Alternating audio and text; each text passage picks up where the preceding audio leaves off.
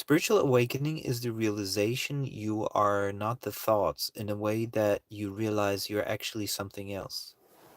You are that awareness, consciousness, whatever beingness, in which everything else is perceived.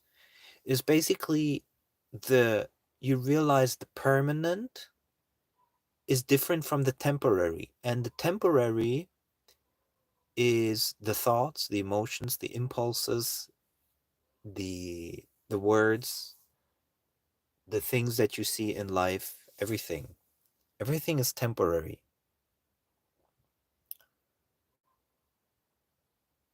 Everything is temporary, but one thing is permanent. Only one thing is permanent, and that is the true self. And by permanent, I mean literally permanent, something that has never changed. You as awareness, not as a thought, not as the body, not as the impulse. You as awareness, you've never changed. And that is awakening, the realization that you're the permanent self, the permanent beingness, in which everything else is temporary appearing. And as long as you're identified with thoughts and give attention to thoughts, or the body, or emotions, or impulses, you're in the trance of wrong identification. And most people, literally almost all people, are identified with their words and thoughts. So when I say, for example, I am doing that, then it's literally just short words appearing in front of permanent consciousness, or permanent awareness, or permanent beingness. And once you understand that you are that permanent beingness, then you don't need the words anymore. See, someone who's not awakened needs the words, I am this, I am that, I do this, I do that, I think this, I think that. But the awakened person sees that they're the permanent self, the permanent beingness. So there's absolutely no need anymore for using words or thoughts. So I don't need to say, I am this, or I love to do that, because permanent awareness doesn't become more or less, or permanent beingness doesn't become more or less just because there are words or there are no words. And when the awakening is fully complete, then you realize you cannot be more than you already are, no matter what you do, because beingness is always the same.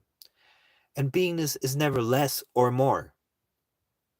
That means whatever I gain, whatever I think I gain, by thoughts, by information accumulation, by money, by whatever experience, it actually never makes me more of what I truly already am.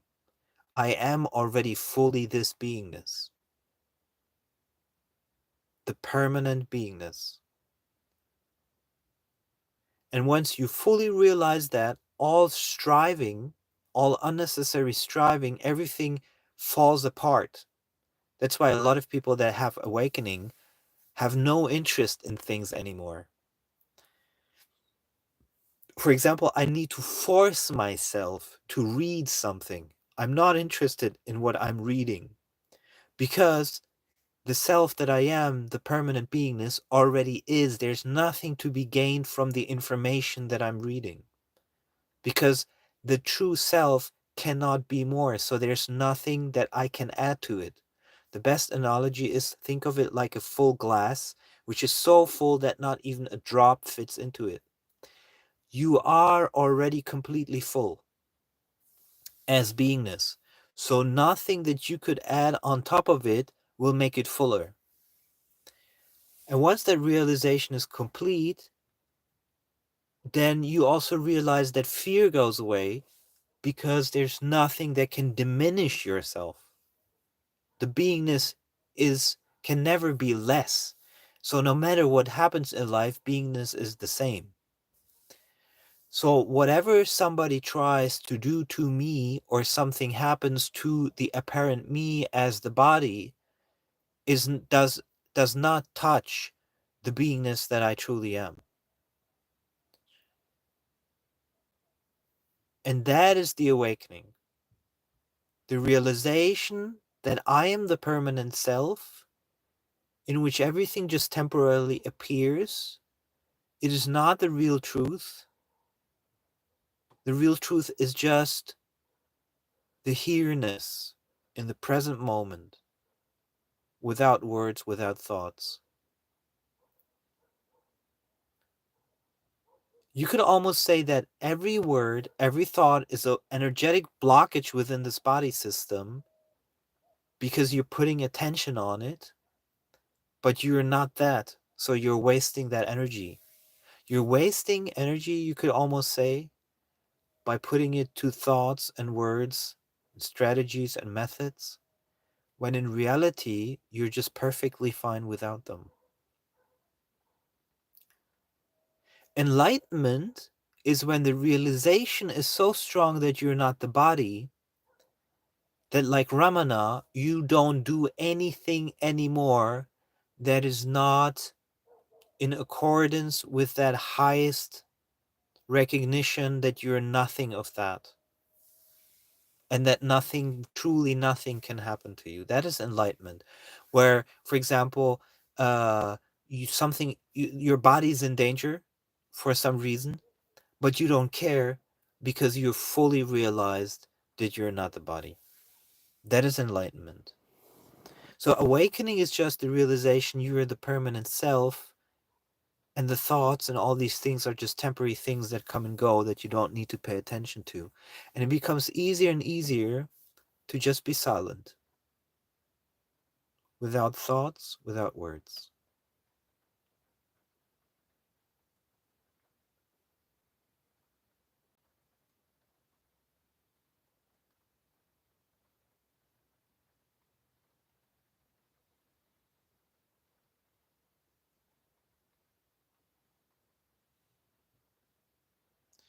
And the longer you're sitting in silence, the longer you're so-called marinating in beingness, the more things which are unresolved will surface.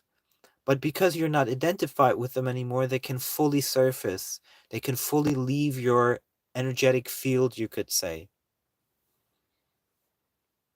It's not even your energetic field anymore. It's just something that happens because you're letting go completely. It's, you could almost say, for the body, for the auric body, for the psychoenergetic field, it's the ultimate therapy, because you're not holding on to old stories anymore.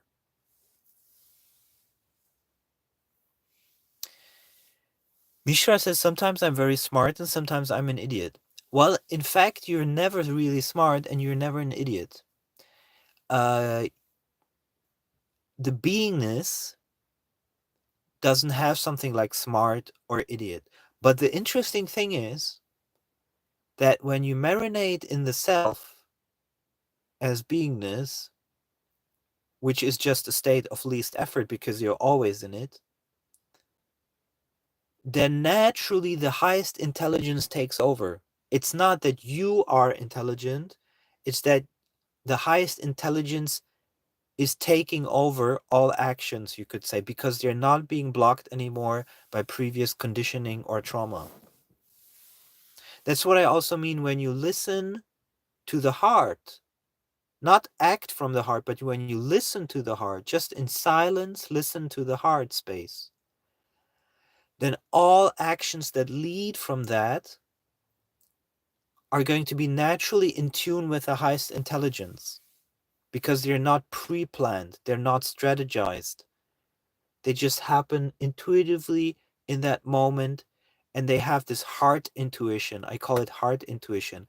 When the more you learn to rest in silence and awareness, the more you get a heart intuition, which tells you very subtly what is right, what is wrong, kind of. It's not a moral issue. It's more like a compass. It's like a compass, when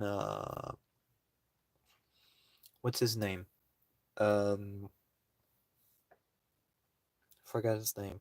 In Pirates of the Caribbean, Jack Sparrow has like this compass. It's the same thing. So there is no smart or stupid.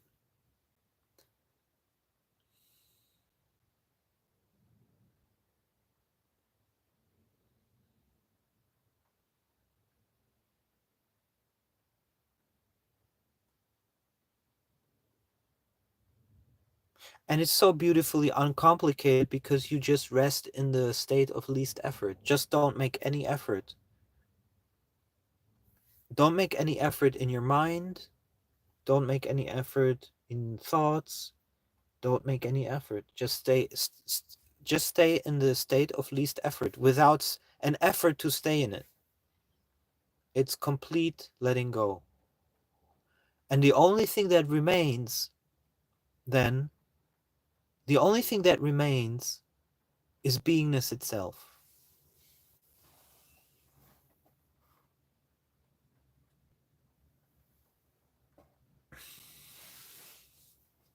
Dinesh says, thoughts are object themselves. There is no subject behind it, and thoughts are innocent, similar to hearing, seeing, tasting, and smell. Yes, the thoughts can be used to recognize that they're temporary and that the beingness in which they arise is permanent. That's what thoughts are really good for. And when you use thoughts this way to recognize they're temporary, endure the beingness, the permanent beingness, then naturally silence comes from that without effort. And this is why Ramana also called it the self-inquiry, because the more you recognize this difference between the temporary and the permanent, the more a natural stillness arises without effort.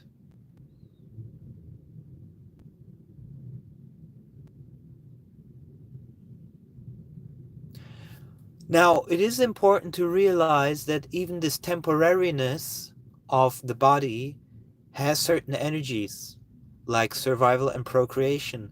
You're not trying to stop them, you're not becoming ascetic. It's about recognizing that you are not slave to those energies because you don't need to give them attention. But it doesn't mean to hinder them if they want to be expressed. You're not becoming more spiritual because you're hindering those energies. But you can become more spiritual by recognizing that these energies are temporary, whereas the beingness in which they appear is permanent.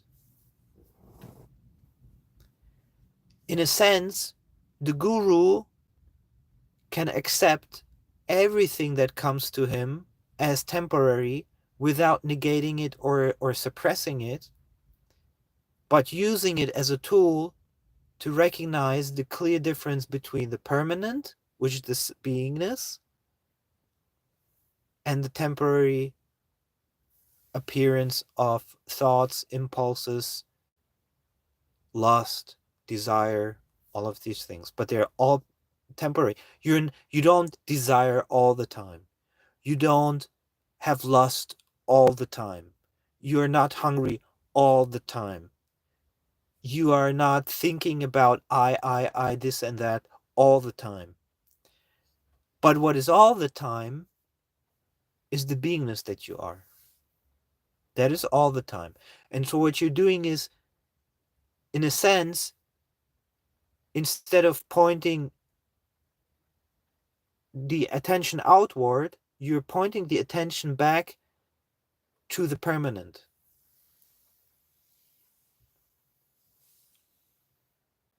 I call it sometimes the 0 point, the origin of where everything is looking from, the absolute 0 point. When you're looking at your hand, where are you looking actually from? Where's the 0 point of the self that is looking at the hand? Where is the origin of that self?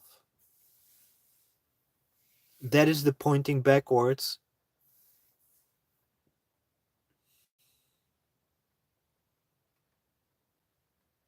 And then the natural result from this is absolute silence. It just happens by itself. And now I'm out of battery. Okay, that is a temporary phenomenon.